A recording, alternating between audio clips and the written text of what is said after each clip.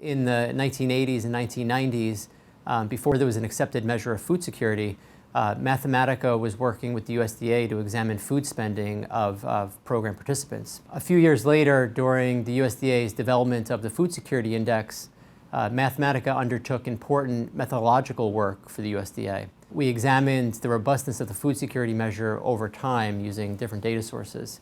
And we applied what we learned there by using the measure in the National Food Stamp Participant Survey in the late 1990s. More recently, we conducted the largest national evaluation to date of the effect of SNAP on food security. Now, at Mathematica, we're used to surveying thousands of households across the country, but usually over a few-month time period. On this project, we surveyed over 6,000 households in 30 states within a few days of people being certified for the program. So it was an immensely challenging undertaking, but we met the challenge and produced a very successful evaluation of the effect of the program on food security.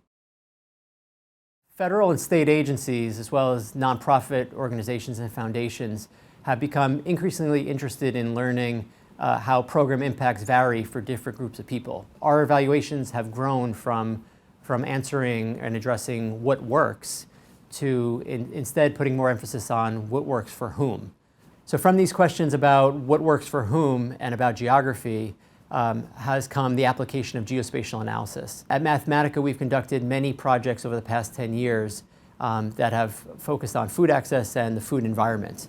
For work with the Economic Research Service of the USDA, we were the first to look at a national map of where food retailers are located and to identify communities with no stores in them, what some people refer to as food deserts, and then overlay that map with the locations of emergency food pantries. So this allowed us to see whether food pantries were trying to meet a need in areas where there was no stores currently located.